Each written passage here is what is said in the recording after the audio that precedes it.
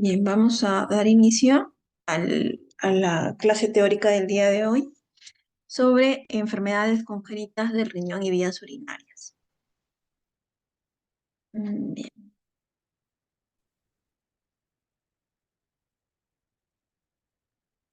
Bien, como introducción podemos comentar que las anomalías congénitas del riñón y vías urinarias se conocen con las siglas en inglés de CAPUT.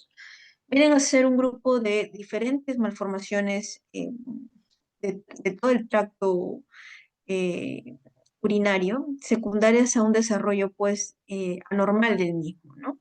Van a representar el 15 al 20% de las anomalías que se van a encontrar en la ecografía prenatal.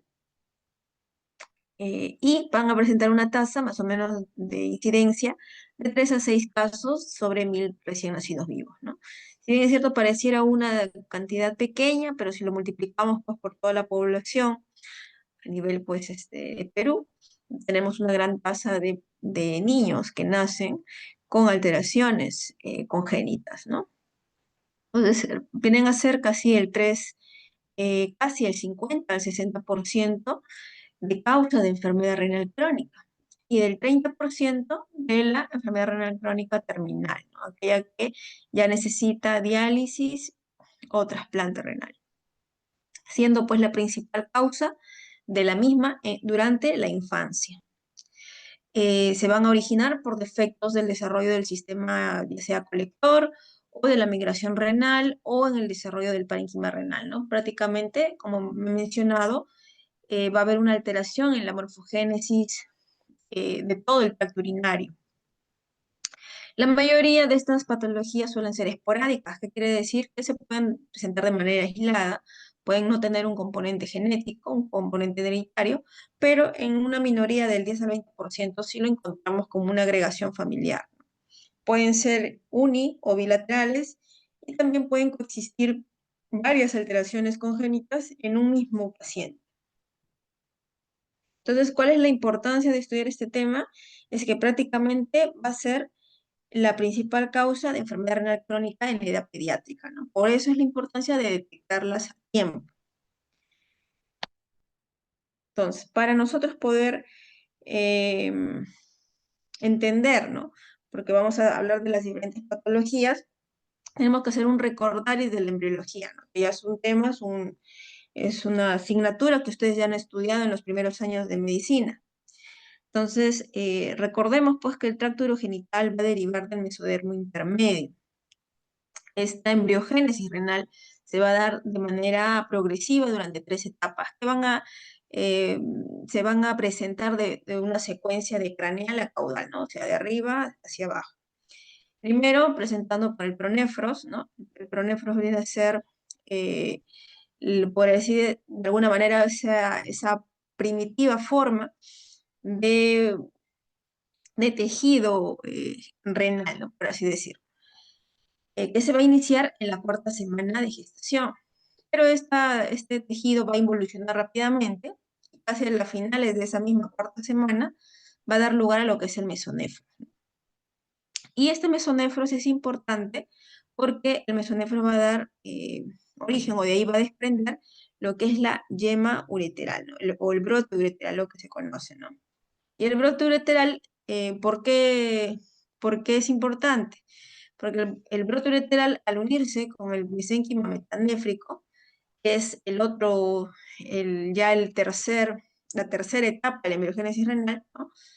Que se va a generar en la quinta, sexta semana de gestación y que va a dar lugar al riñón definitivo. Esta yema ureteral, en contacto con este tejido metanéfrico, van a interaccionar y se van a comenzar a estimular sustancias, citoquinas y proteínas de formación, proteínas para la embriogénesis, y esto va a dar lugar a lo que es la organogénesis de las nefronas del sistema colector, ¿no? Prácticamente de lo que es el túbulo, los conductos colectores, los cálices, la pelvis renal, hasta los uretres, ¿no? Prácticamente de eso va a estar encargado el brote uretral o la yema uretral, ¿no? Luego, tenemos que también recordar que el riñón, acá ustedes pueden ver el tejido metanéfrico que dijimos que es el riñón definitivo, va a ascender, ¿no? Tiene que subir de esta zona caudal donde se encuentra, o zona pélvica, podemos decir, hacia la zona lumbar, que aproximadamente pues la segunda vértebra lumbar, a la más o menos semana número 8 de gestación, e inicia su función prácticamente entre la semana 6 a 10ª semana, ¿no? Y la vejiga, esto ya es muy aparte, que no lo hemos mencionado, la vejiga va a proceder del seno urogenital, ¿no? Que es otra estructura, no viene, no hemos hablado para nada de esta parte del tema renal, porque proviene de otro tejido. Entonces, este seno urogenital va a dar lugar pues a la vejiga, ¿no? La nefrogénesis, como mencionábamos, va a comenzar en la semana número 10 y va a finalizar prácticamente a las 36 semanas, ¿no?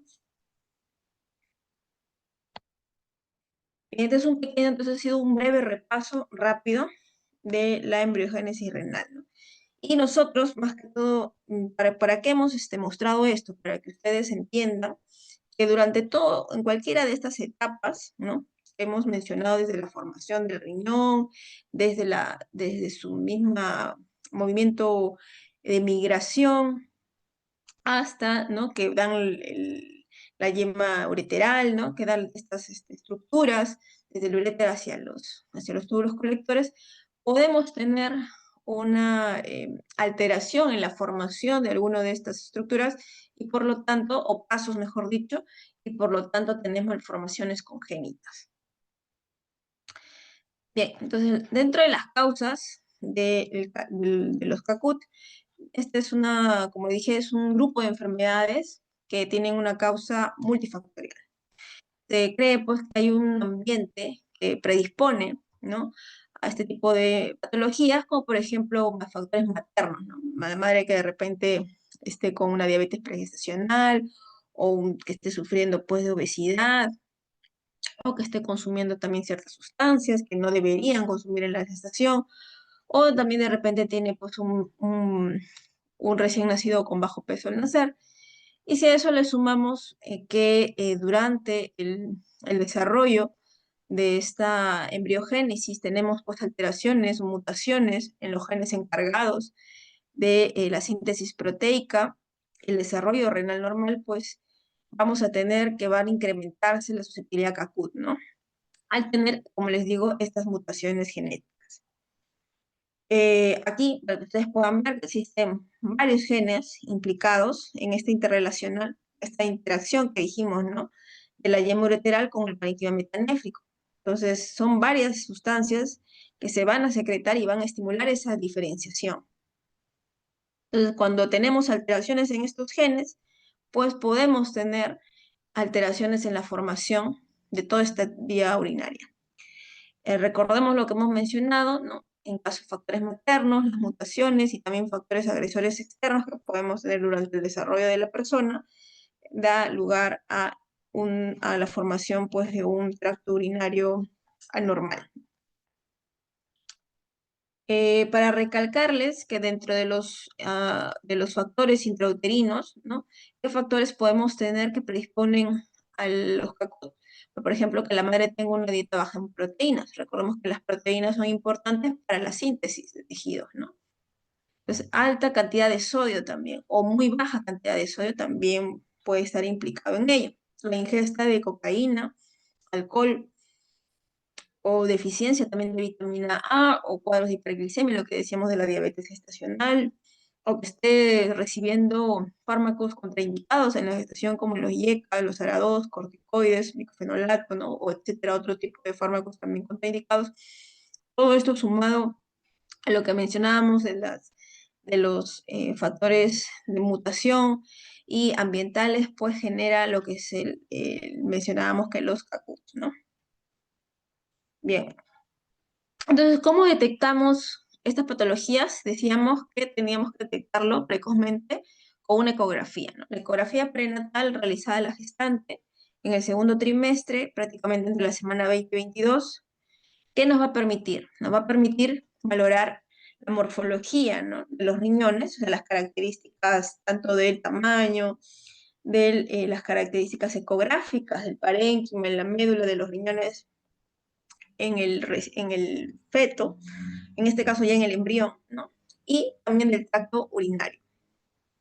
Igualmente, podemos valorar a través de la ecografía la cantidad de líquido amniótico que se va a formar, ¿no?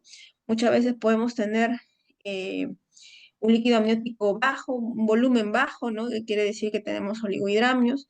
Eso a veces traduce que podemos tener problemas en la producción o en la función renal eh, de los fetos, ¿no? En todo caso, ahí tendríamos nosotros que hacer una valoración mucho más exhaustiva, someter a pruebas genéticas, porque probablemente hay algún tipo ya de malformación a nivel renal y también extrarrenal, ¿no? ¿Qué más podemos mencionar acá? Una vez que el recién nacido lo tengamos, pues no se haya, tenemos obtenido el producto, tenemos que hacer un seguimiento, ¿no? A ese recién nacido, de manera postnatal, ¿no? ¿Para qué? Para que nosotros confirmemos los hallazgos que hemos hecho en la ecografía prenatal, porque muchas veces puede pasar que estas alteraciones pueden desaparecer con el tiempo o pueden disminuir su gravedad, por así decirlo, y no necesite algún tipo de intervención. Entonces, para eso es importante hacer la ecografía después del nacimiento. Igualmente, también estas ecografías postnatales nos van a orientar en caso de persistir o empeorar los hallazgos, van a orientar también al tratamiento que le va a dar al paciente, ¿no? Ya sea un tratamiento médico o un tratamiento quirúrgico, ¿no? Y también podemos valorar postnatalmente la función renal que tenga el, el, el niño, ¿no? Entonces mencionábamos nosotros que existían varios genes implicados en lo que es el desarrollo del CACUT. Acá en la tabla nosotros podemos evidenciar, no es la idea que se memoricen obviamente, pero sí que vean que estos genes están implicados tanto en alteraciones renales como también en alteraciones extrarrenales. A nivel de alteraciones renales, por ejemplo, podemos ver ahí lo que es la displasia renales, la displasia renal multiquística, agenesia renal, reflujos vesiculoterales, ¿no? Entre lo más principal. Y a nivel extrarrenal, pues diferentes eh, afecciones de sistemas cardíacos, a nivel también del sistema otorrinolaringológico, a nivel también del sistema nervioso central. Entonces, para que ustedes puedan evidenciar, ¿no? Que este tipo de patologías, si bien es cierto, dijimos que la gran mayoría vienen a ser de forma aislada, esporádica, sin un componente hereditario, pero en un 10 a 20% que tenemos una agregación familiar, porque se heredan este tipo de genes, ¿no? Que predisponen hacia la presencia de los CACUT.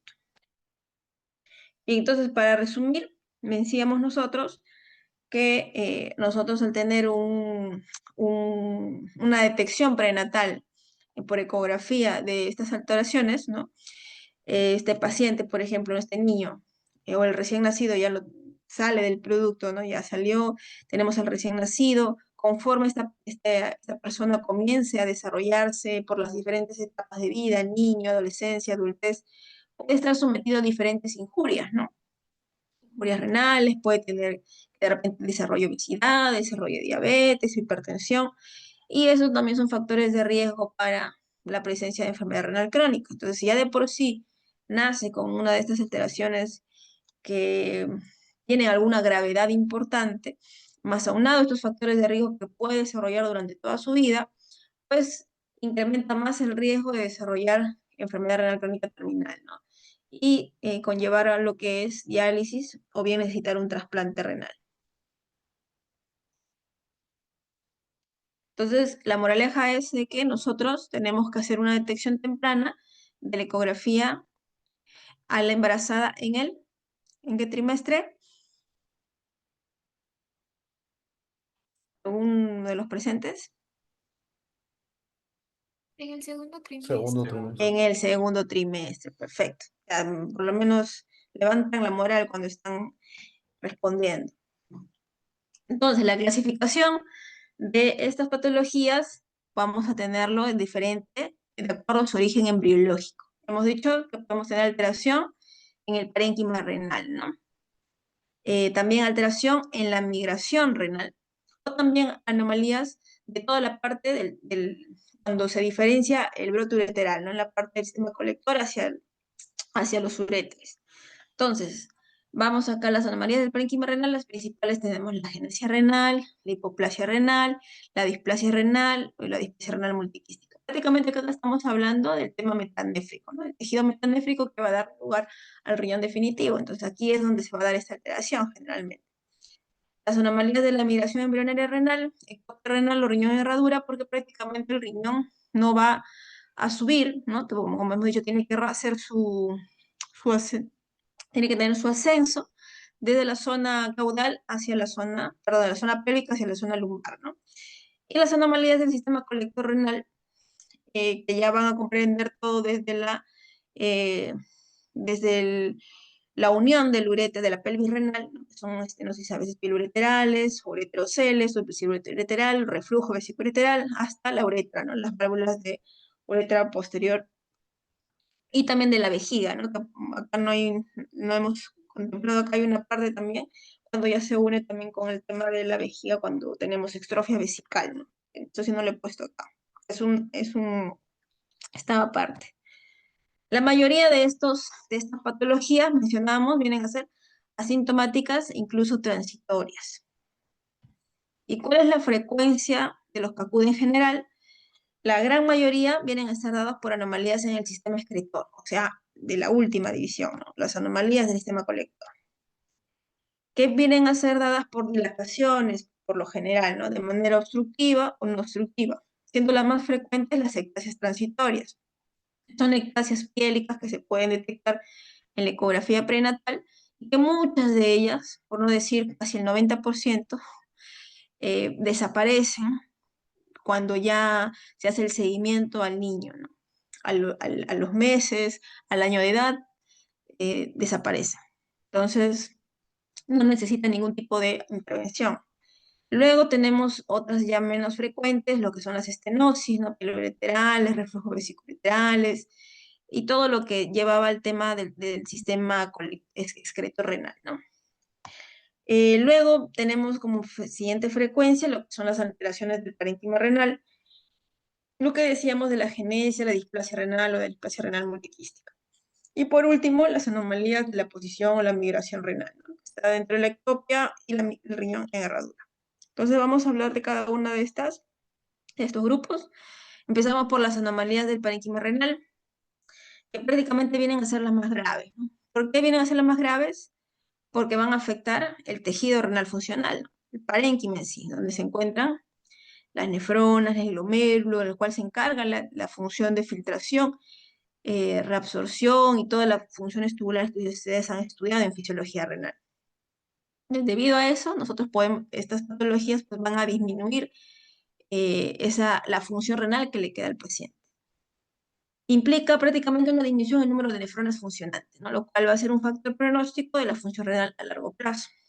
Y estas patologías van a aparecer por fallo que les dije en el desarrollo normal de la nefrona, ¿no? Es decir, cuando se está ya diferenciando el parénquima metanéfrico, dijimos, ¿no? Cuando se está formando en esta tercera etapa del riñón, aquí es donde ocurren ya prácticamente las alteraciones.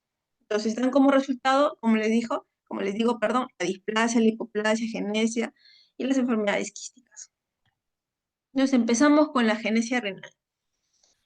La genesia renal, como su mismo nombre lo dice, es la ausencia. No va a haber un tejido, un parénquima renal, es decir, prácticamente el paciente va a nacer sin un riñón, por lo general, porque si nace sin los dos riñones, eso es incompatible obviamente con la vida, ¿no?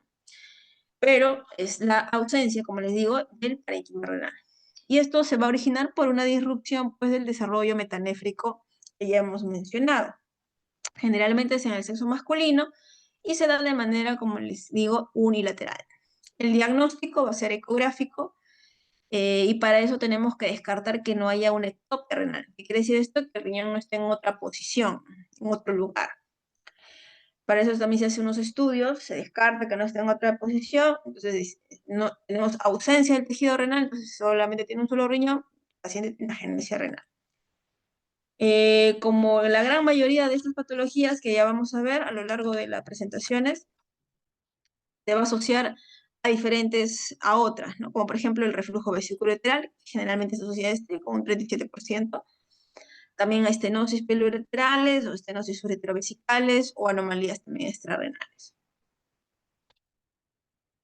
En cuanto a la hipoplasia renal, acá sí va a haber tejido renal, ¿no? Vamos a tener, perdón, dos riñones, pero uno de ellos va a estar disminuido en el número de nefronas funcionales normales, como de tener un riñón más pequeño, ¿no? En otras palabras. ¿Y qué va a pasar con el riñón contralateral? Pues como ven en el gráfico, va a estar eh, hipertrofiado porque va a tratar de compensar la función faltante. Y si uno hace una biopsia renal a estos riñones, o mejor dicho, se hace la biopsia renal al riñón hipoplásico, todo va a estar normal. No va a haber tejido displásico acá. Todas las estructuras del riñón van a estar conservadas.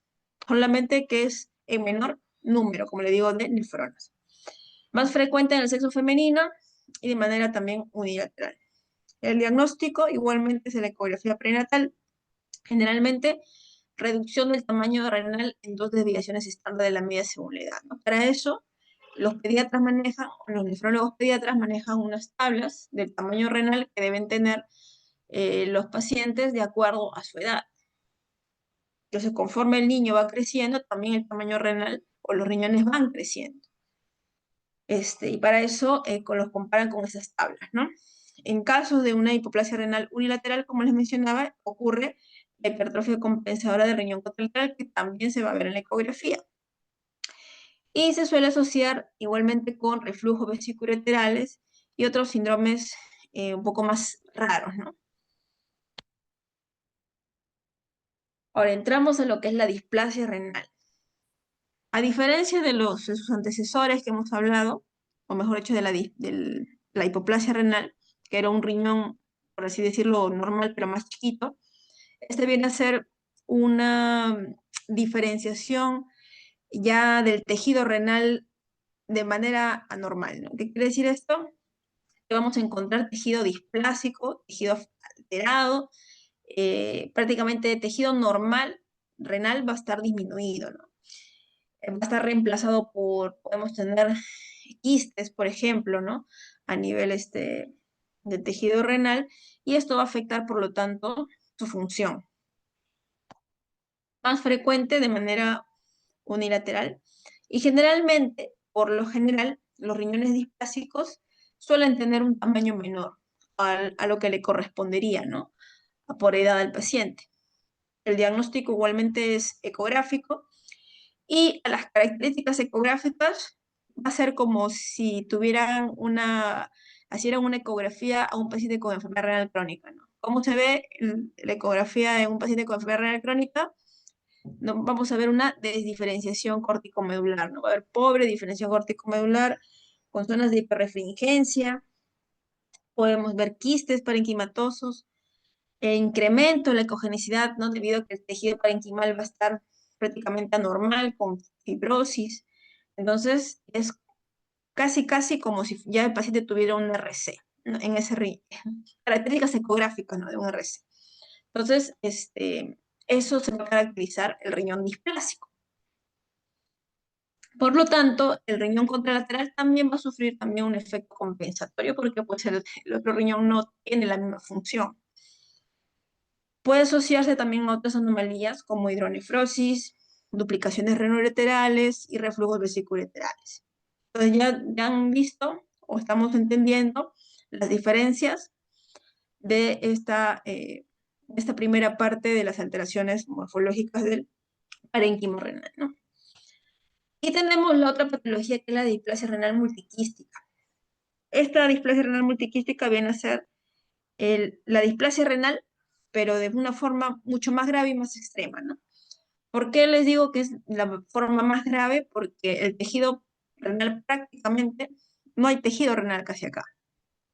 todo va a estar completamente sustituido por quistes de diferentes tamaños, en forma pues de racimos de uvas, como pueden ver en el gráfico.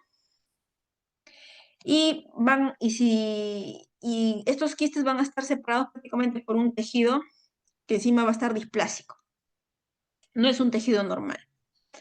Entonces, podemos decir que este riñón con displasia renal multiquística, pues prácticamente su función es muy pobre. Este tipo de enfermedad, la patología, es la más frecuente de enfermedad quística renal y displasia renal en los niños. Viene a ser más frecuente en el sexo femenino, en el lado izquierdo, y por lo general la displasia renal multiquística va a involucionar en los 2 o 3 primeros años de vida. ¿Qué quiere decir esto? Que conforme el niño vaya creciendo, generalmente estos tipos de riñones displásicos renales multiquísticos se van a ir encogiendo, ¿no? Se van a hacer como una pasita, prácticamente hasta inclusive que ya ni siquiera se pueden ver en la ecografía. Esto suele pasar en la gran mayoría de casos, por eso es que estos casos, o mejor dicho, estas displasias no se suelen operar.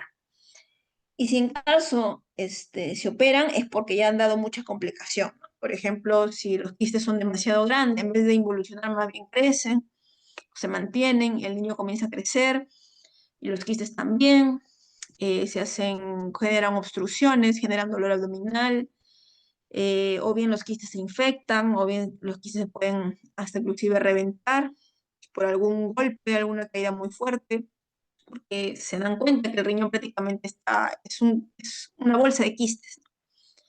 Pueden reventarse y ahí en esos casos, ¿qué pasa? Se tiene que operar, retirar, hacer la nefrectomía, ¿no? De ese riñón. Se puede asociar a otras malformaciones, sí, como reflujo vesicoureteral en el otro riñón, estenosis piloureterales, también riñón ectópico, y tener complicaciones a largo plazo. Obviamente estos pacientes pueden también hacer infecciones urinarias o hipertensión arterial o también neoplasia renal en una minoría de casos también puede pasar. Entonces, si bien es cierto, hasta lo que estamos viendo, siempre cuando tengan estas alteraciones, no solamente del tema del parénquima renal, sino también de la migración, de los túbulos, de la parte excretora renal, siempre busquen y vean el otro riñón, ¿no? La otra estructura contralateral, para saber si también se está acompañando de otras alteraciones, de otras malformaciones, que como estamos viendo, se pueden acompañar, pueden coexistir varias de estas. Bien, el siguiente punto era sobre las anomalías de la migración embrionaria renal. Y aquí estamos hablando que decíamos que los riñones pues deben completar su migración y rotación en la semana 9 de gestación. Decíamos que los riñones tienen que ascender de la zona pélvica a la zona lumbar y tienen que hacer un movimiento de rotación de anterior a medial, ¿no? O sea, por eso que la pelvis renal tiene que quedar hacia medial. Pero en estos casos, como falta la rotación, pues la pelvis queda hacia la zona anterior. Y esta interrupción embriológica va a dar lugar, como les comento, a la ectopia renal, porque el riñón no va a llegar a su lugar, se va a encontrar en todo menos la zona lumbar, y defectos de función, ¿no?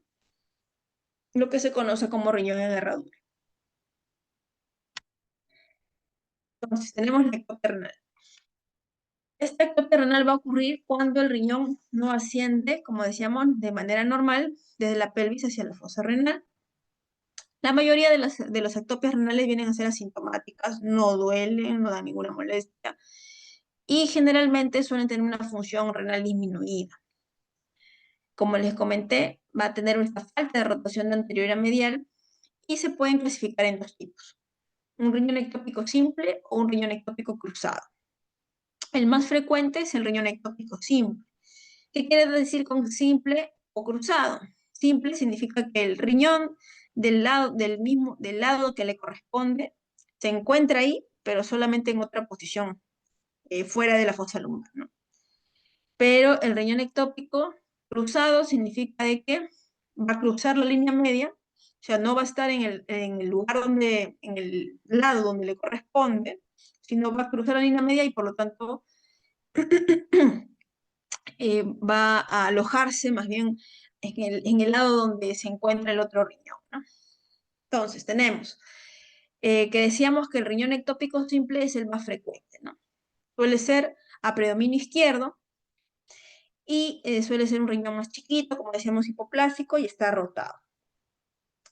Y el riñón ectópico cruzado, por ejemplo, acá en la parte inferior, por ejemplo, tenemos acá que este riñón izquierdo, ¿no? Ha cruzado, ha cruzado hacia la línea media, hacia el lado derecho. Y acá, por ejemplo, tenemos un riñón cruzado bilateral, ¿no? Los dos riñones han cruzado la línea media hacia los lados contralaterales. Entonces, esto, generalmente cuando pasa esto, que cruzan la línea media, pueden inclusive hasta fusionarse, ¿no? En un 85 a 90% de los casos. Y el resto, pues, están sin fusión. El diagnóstico del riñón ectópico, ¿cómo lo vamos a hacer? En base a la ecografía, primeramente, ¿no? Hacemos la ecografía del paciente, no vemos un riñón, puede ser que tenga riñón ectópico. Descartemos, ¿no? Puede ser agenesia renal, pero sí, pero ya hemos dicho, para nosotros afirmar que es agenesia renal tenemos que descartar que no tenga un riñón ectópico, porque hemos mencionado que el riñón ectópico no se encuentra en su lugar. Entonces tenemos que hacer una gamografía con MCA, que este isótopo, esta molécula va a ser captada por el tejido renal. Entonces, al momento que nosotros sometemos a este procedimiento al paciente, vamos a ver en la gamografía, en la imagen, dónde se encuentra el riñón y va a estar captando esta sustancia. Y lo podemos encontrar en diferentes zonas. Puede estar en la zona pélvica inferior, puede estar en la zona abdominal o inclusive en la zona torácica, que son casos muchísimo más raros. Se puede asociar, como hemos visto en la gran mayoría de casos, a otras alteraciones, como cuál es el reflujo vesicoureteral, estenosis ureterales o también formando parte de otros síndromes menos frecuentes tipo Bacter o Church. Las complicaciones de ellos, de esta ectopia, generalmente infecciones urinarias o también la presencia de cálculos renales.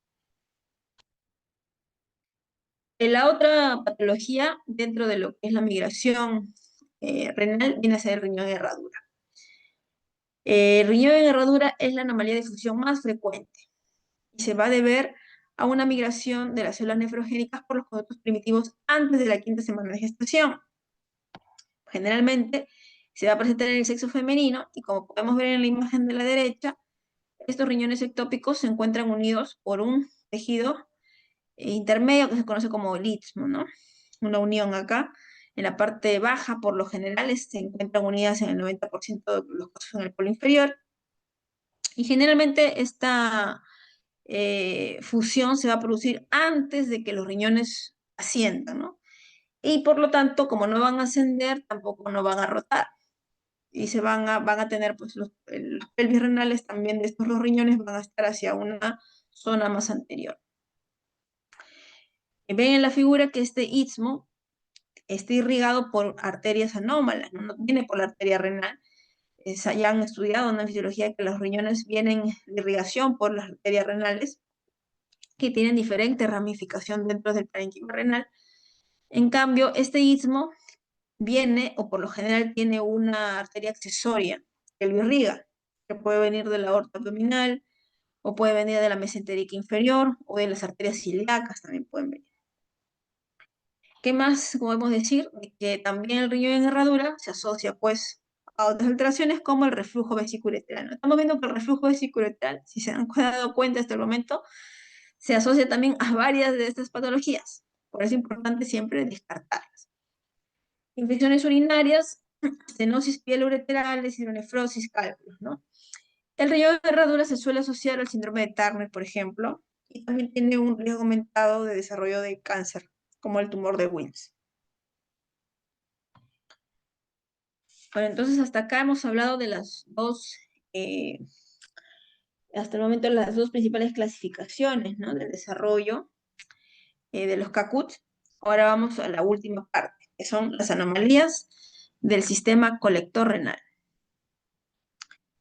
Estas anomalías van a prácticamente englobar alteraciones en la pelvis renal, como por ejemplo estenosis de la unión pielo-ureteral, anomalías del uréter, como el megauréter primario, o el uréter ectópico, o el ureterocele, o también el reflujo vesicoureteral, y en el caso de la vejiga como el extrofia vesical, y en la uretra como las válvulas de uretra posterior. Bien, entonces vamos a hablar cada una de ellas en cuanto a lo que es la estenosis vesicoureteral y megauretra. En general, las estenosis ureterales pueden aparecer ya sea a nivel de acá, de la unión de la vejiga con la uretra, vesicoureterales, o a nivel de arriba, de la unión pielo-ureteral, ¿no? La estenosis pielo-ureteral. Ahí podemos tener nosotros este tipo de estenosis.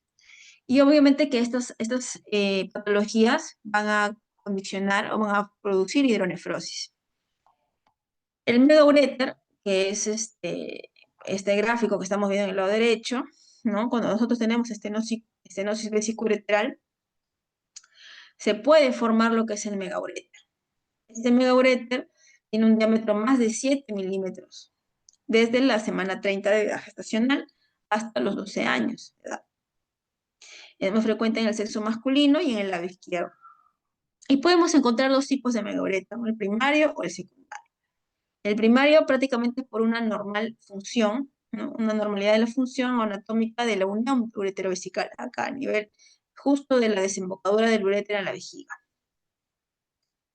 Y el megauréter secundario prácticamente es por alguna alteración neurológica o alguna compresión extrínseca que puede generar dilatación. Por ejemplo, en el caso de mielomeningocele, sabemos que ahí pues hay una disfunción vesical importante que genera pues una retención urinaria importante y por lo tanto podemos tener una dilatación ureteral. Igualmente, si nosotros tenemos, por ejemplo, las válvulas de uretra posterior que se da en los niños, esta obstrucción a la salida de la orina, igualmente, de forma retrógrada, todo también se va dilatando y tenemos lo que conocemos del megauréter, ¿no? Entonces, prácticamente esta megauréter, como les digo, generalmente puede ser primario por una alteración intrínseca acá de la musculatura de la inserción del uréter con la vejiga, o bien secundaria por alguna causa extrínseca que haga la obstrucción, que genere obstrucción a la salida de la orina y por lo tanto que genere de forma retrógrada esta dilatación ureteral. La mayoría de los megauréteres son refluyentes no obstructivos. ¿Qué quiere decir esto? Que existe reflujo de orina, es decir, que la orina, hay una parte de la orina que se regresa, que asciende, y no obstructivos quiere decir que no hay en sí una obstrucción a la salida de la orina. Esos son la mayoría, ¿no? Y se resuelven espontáneamente conforme el niño también va creciendo. Pero el peor escenario, pues, es aquellos que son tanto obstructivos y refluyentes, ¿no? Porque aparte de que tienen reflujo de orina, también hay obstrucción de orina. Entonces, en estos casos, pues, se genera rápidamente un megauréter más una hidronefrosis, ¿no? Entonces, en estos casos que decíamos, cuando tenemos esas complicaciones más graves, más complicaciones, más seriedad, pues los casos de la cirugía también se instauran. En estos casos, normalmente pues, vamos a tener complicaciones como infecciones urinarias a repetición, porque hacen reflujo, como les digo, reflujo urinario. Podemos tener también que ya de tanta hidronefrosis que también se forme, podemos tener un deterioro de la función renal diferencial, ¿no? Que eso se detecta a partir de la gammagrafía. Ven cuánto de función renal tiene el riñón derecho, el riñón izquierdo, de acuerdo a esta función renal diferencial, y van viendo, ¿no? Lo normal es que sea más o menos el 50%, pero cuando hay un deterioro menos del 40%, algunos autores mencionan hay que operar, ¿no? Hay que corregir esta estenosis. Y lo otro, que podemos tener también, qué casos pueden estar a indicar la cirugía cuando tienen un gránulo megauréter, ¿no? Es totalmente deformante, entonces que inclusive ocupa espacio, ¿no? Comienza a comprimir también ciertas estructuras abdominales, entonces ya también da molestias y hay que operar. La otra patología de estenosis, dijimos, está en la unión de la pelvis con con el uréter, ¿no? Piel ureteral. Prácticamente la estenosis de la unión piel ureteral es la causa más frecuente de obstrucción del tracto urinario superior, siendo la causa más frecuente de hidronefrosis en la edad pediátrica, del 10 al 30%, más frecuente en el sexo masculino y también en el lado izquierdo. La causa suele ser la estenosis intrínseca del uréter proximal, como ustedes ven en el gráfico. Hay una estenosis acá, el uréter proximal, y menos frecuente por una obstrucción extrínseca también a la salida de la orina, ya sea por un cruce vascular, por ejemplo, ¿no? De una arteria que pase, también, ¿no? Que lo esté comprimiendo. Pero eso es una causa más rara. El diagnóstico de esta estenosis es por ecografía prenatal y generalmente se va a detectar como una hidronefrosis, porque como la estenosis está bien proximal a la pelvis, ¿no? Está bien proximal, rápidamente esto genera una hidronefrosis. Y si en caso no se detectara intraútero, ¿no? Durante la gestación, entonces ya cuando el niño nace, podemos ver lo que va a comenzar a tener distensión abdominal, porque la formación de hidronefrosis va a generar un aumento de volumen, se va a sentir como una masa palpable, e inclusive un poco de dolor, ¿no? Infecciones urinarias y hematurias, ¿no? Complicaciones que puede dar ello también reflujo vesicular. ¿En qué casos también habría que operar, no? Porque igual que la estenosis vesicular, igualmente cuando tenemos una hidronefrosis en aumento, ¿no? O una función renal diferencial menos del 40%, o aparición de síntomas, pues hay que hacer la intervención como una pieloplastia, en donde la parte, como ustedes ven, de la estenosis, lo cortan, lo resecan, lo reseccionan y hacen una nueva anastomosis de lo que queda, ¿no? De tal manera que esto de alguna manera alivia la salida de la orina, pero puede persistir una pequeña dilatación todavía residual. Bien, entonces el siguiente patología viene a ser la duplicidad renoureteral. Esta duplicidad se da por una duplicación en la yema uretral, ¿no? Que dijimos da origen a los uréteres. Y se va a desarrollar, pues, un riñón formado por dos hemirriñones, para que lo puedan entender, ¿no? Cada uno va a tener sus sistemas pilocaliciales y sus uréteres. Generalmente esta duplicidad renoureteral es asintomática y también se detecta por ecografía. Podemos tener dos tipos, la incompleta o la completa. La incompleta viene a ser la forma más frecuente y ustedes bien ven acá el riñón, por ejemplo, no tiene, como les digo, dos semirriñones, donde, por ejemplo, en la parte superior, en la parte inferior salen dos uréteres que se unen antes de la desembocadura a la vejiga, ¿no? Entonces, imagen se conoce como reflujo en yo-yo, ¿no? En cambio, la duplicidad renoureteral completa es la menos frecuente y ambos uréteres van a desembocar por separado a la vejiga. Se dice pues que el de mi riñón superior suele ser un riñón displásico, ¿no? O sea, tejido anormal, y el uréter va a desembocar en un aporte más inferior, ¿no? Y esto va a dar lugar pues a que se complique con reflujos vesicoureterales o se puede asociar también con ureteroceles o también una implantación ectópica del uretra, que puede darse a nivel del cuello vesical, a nivel de la uretra, de la vagina o del útero, dando pues infecciones urinarias o también infecciones de la vía genital como vulvoginitis o incontinencia urinaria. En cambio, el hemirriñón inferior, que se encuentra en la parte baja, tiene por lo general un tejido parénquima renal normal y se va a continuar con un uréter que sí va a tener una desembocadura normal, ¿no? En su posición de la vejiga, pero también puede asociarse a reflujo o estenosis pielouretral.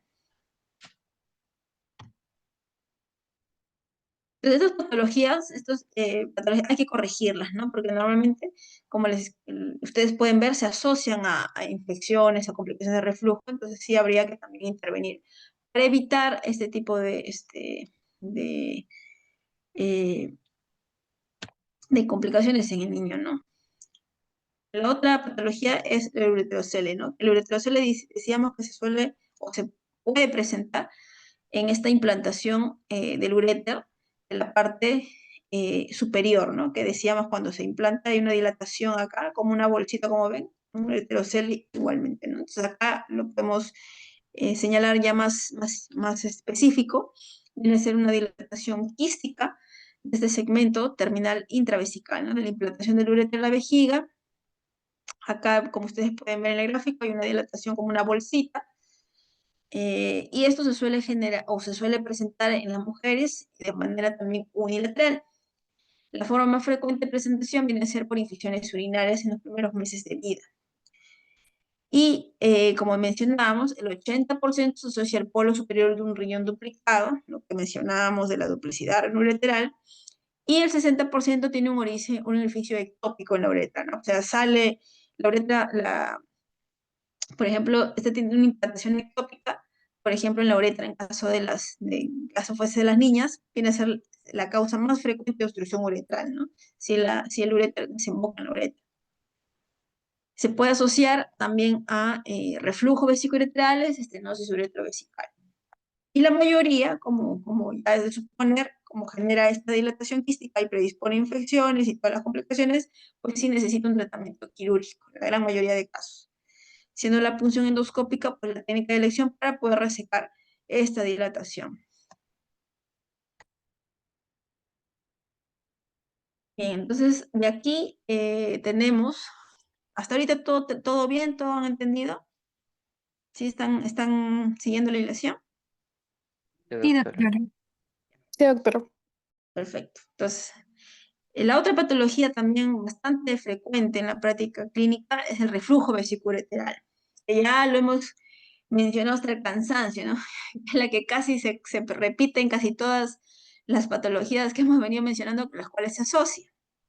Entonces, el reflujo vesicoureteral es la anomalía congénita más frecuente, ¿no?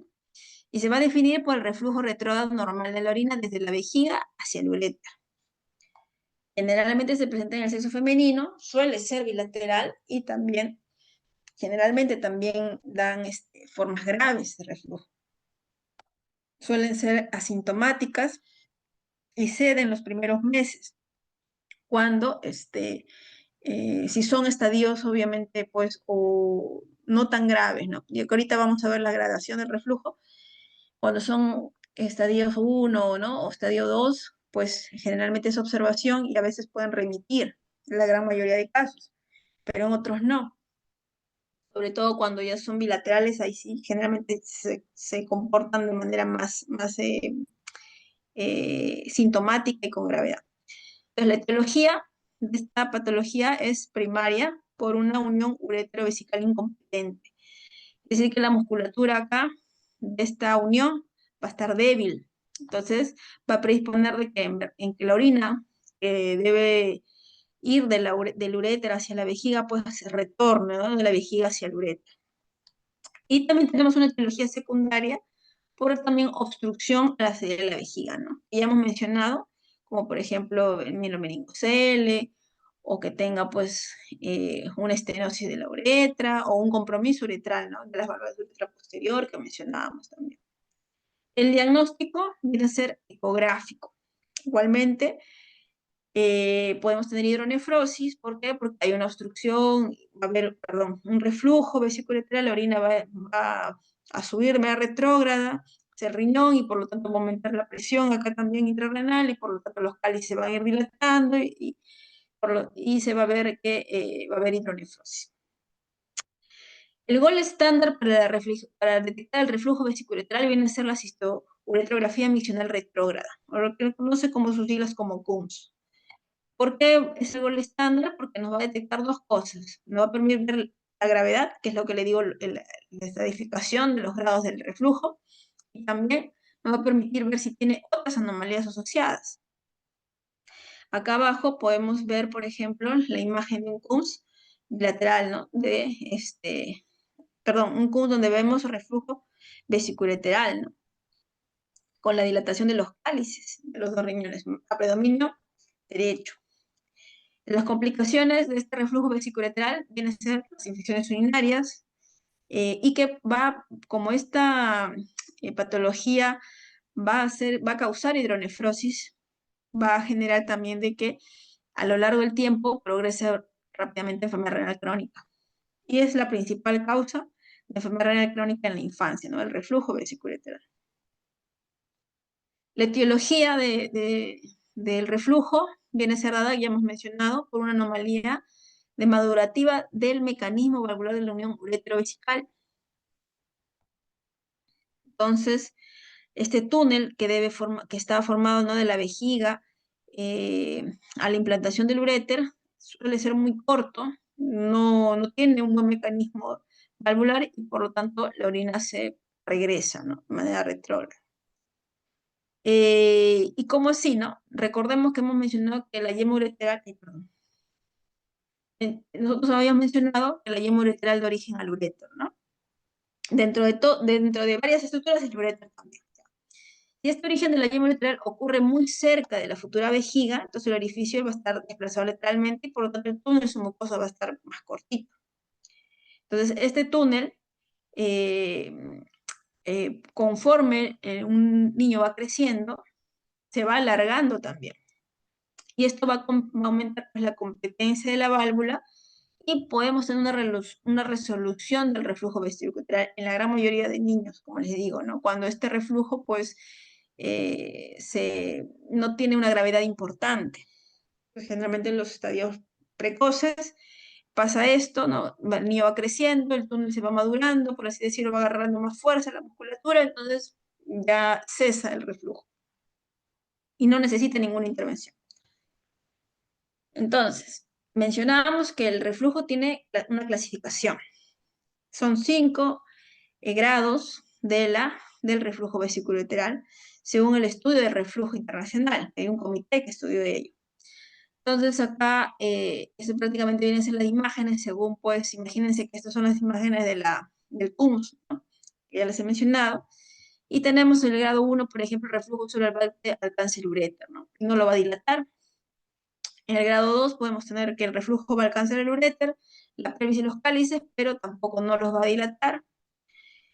En el grado 3 ya tenemos una ligera dilatación del uréter, la pelvis y los cálices, pero se va a estar preservando los fornix. En el grado 4 ya hay una moderada dilatación de todo lo que hemos venido mencionando y va a haber también tortuosidad. Y se va todavía a mantener lo que son las impresiones papilares. Ya en el estadio 5 hay una gran dilatación, ¿no?, de todo el uréter, la pelvis, los cálices, ya prácticamente hasta va a ver muy deforme, pérdida de la morfología y prácticamente va a quedar poco parénquima renal, ¿no?, porque tanta dilatación va a haber, el parénquima se va acortando. Como hemos mencionado, el grado 1 y 2 suelen ser los grados leves, que generalmente tienen una resolución espontánea. Grado 3 es un grado moderado y los 4 y 5 vienen a ser los grados graves.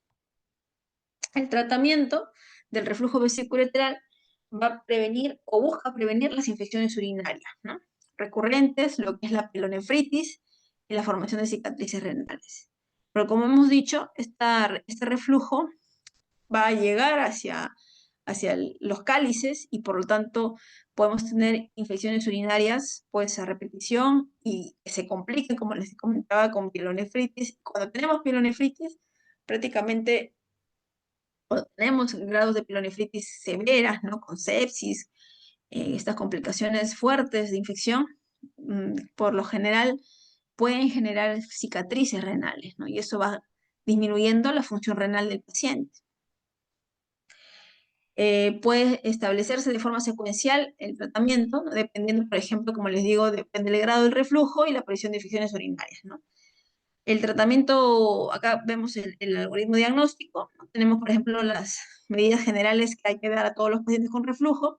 A se le tiene que hacer una educación miccional, decirles pues que no tienen que aguantarse la orina, tienen que ir al baño a orinar, tienen que también tomar líquidos, un control de disfunción vesical, les enseña a hacer ejercicios también para ello, ingesta abundante de líquidos, como les comento, y control de la infección urinaria.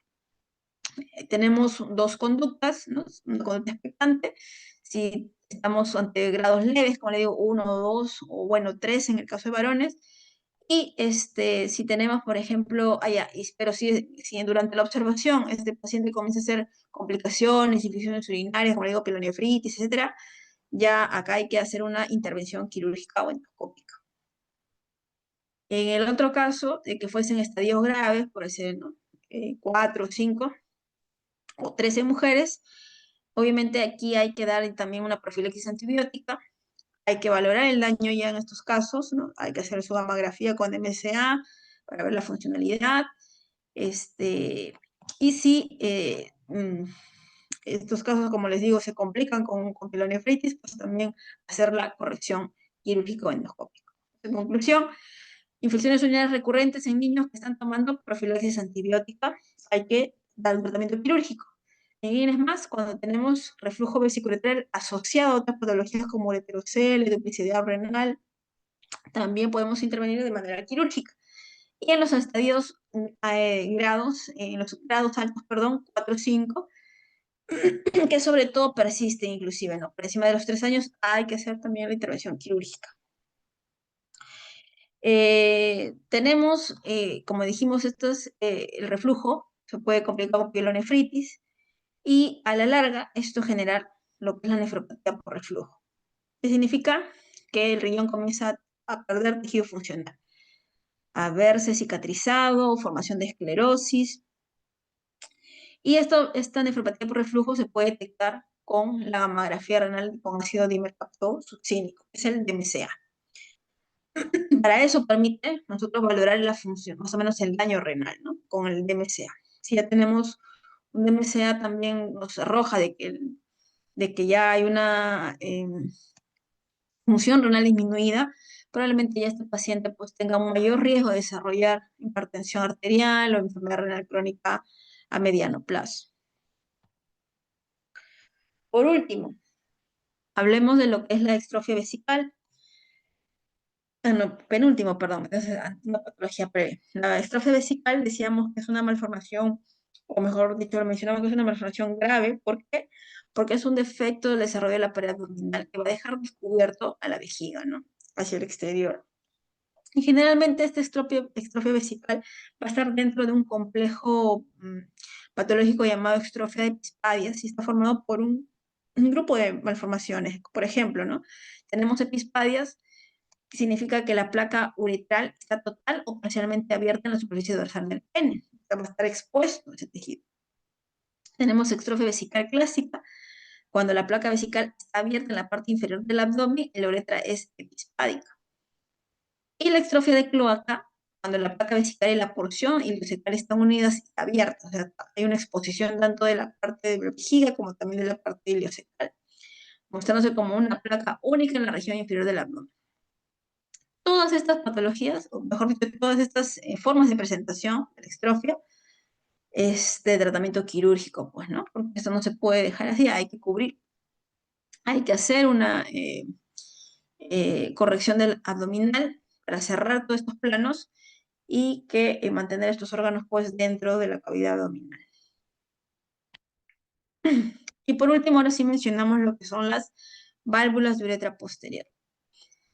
Las válvulas de uretra posterior vienen a ser membranas que van a obstruir la salida de la uretra, ¿no? Esto se presenta solamente en los varones. Como ustedes ven acá en la imagen, ¿no? Esta es la vejiga,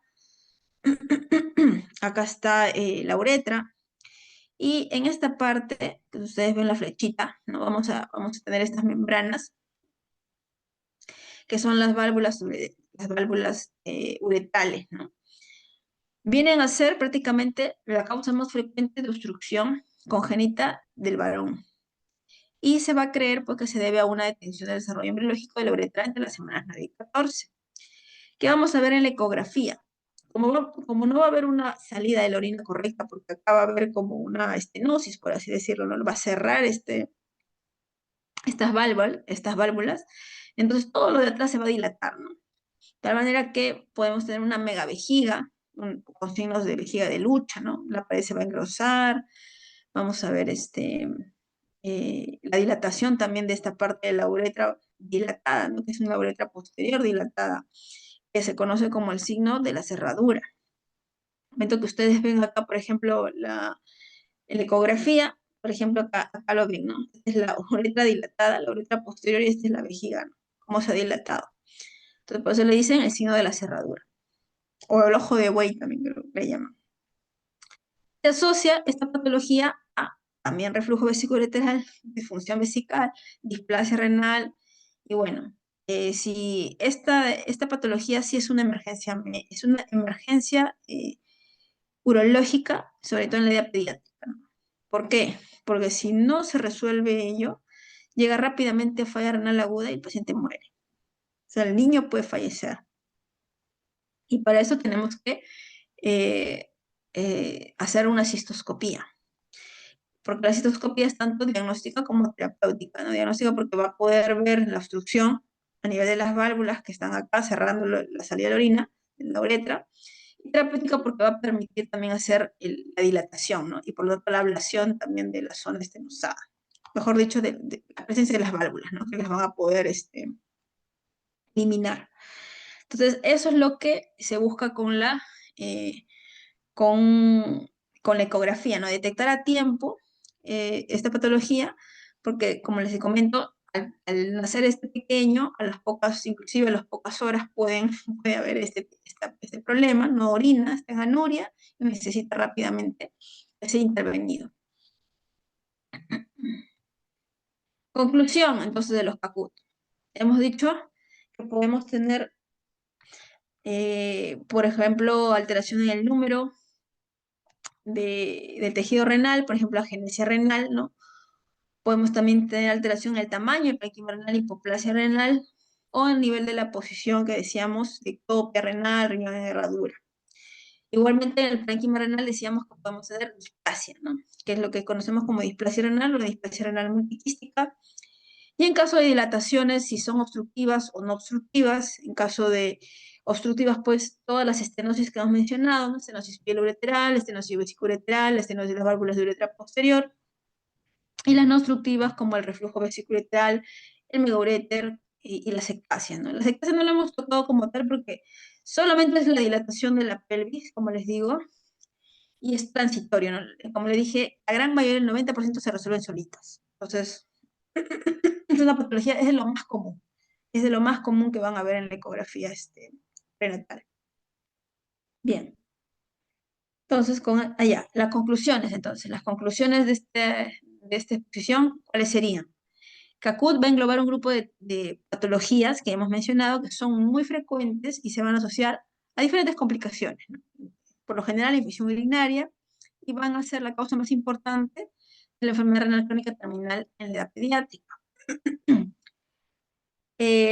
Lo que tenemos que llevar a casa es que tenemos, para poder detectar a tiempo y tratarlas a tiempo, hacer un seguimiento también, es hacer la ecografía prenatal a la mujer embarazada en el segundo trimestre.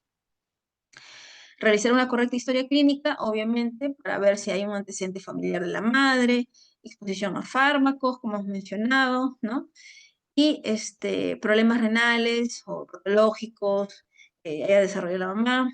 En busca también de anomalías extrarrenales al nacimiento, ¿no? También de hay coloboma, sordera, hiperuricemia, hipomagnecemia, etc. Esto más que todo, cuando uno detecta ese tipo de patologías, justamente también se apoya de la parte de los médicos genetistas, ¿no? Porque los médicos genetistas también hacen su análisis, ¿no? De muestras sanguíneas para poder detectar qué tipo de genes tiene alterado el paciente. El seguimiento de estos pacientes debe procurar evitar los factores que van a agravar el daño renal congénito existente. ¿Por qué? Porque hemos mencionado que durante su crecimiento la persona es expuesta a diferentes factores, puede desarrollar otras enfermedades y sumar más riesgo a lo que ya tiene, ¿no? Por lo tanto, el manejo es multidisciplinario.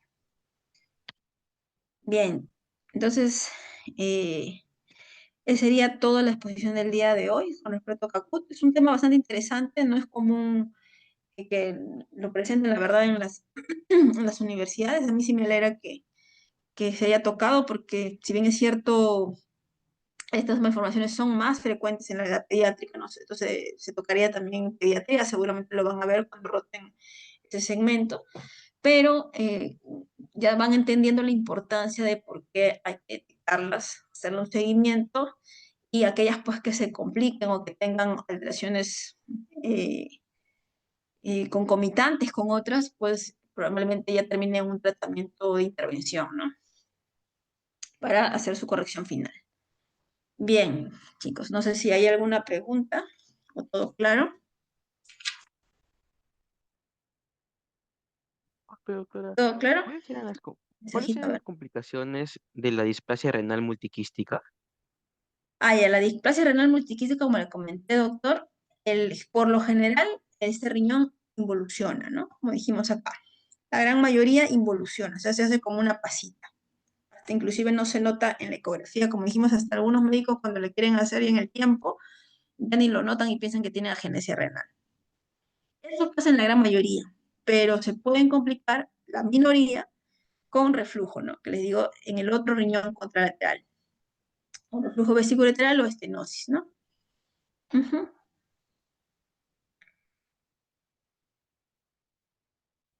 ¿Sí? ¿Todo bien? Pero muchas gracias. Perfecto. Bien, chicos. Entonces, si no hay más dudas, entonces desearles éxitos en su examen del día sábado. Estudien, son temas bastante interesantes, amplios, pero he tratado de hacerlo lo más conciso y también ejemplificado para que puedan entenderlo. Bien, entonces hasta aquí nos quedamos. Éxitos a todos. Hasta mañana. Bueno, ya nos Buenas veremos en el noches. estudio. Ya, buenas noches. Hasta luego, doctora. Gracias, doctora. Gracias, doctora.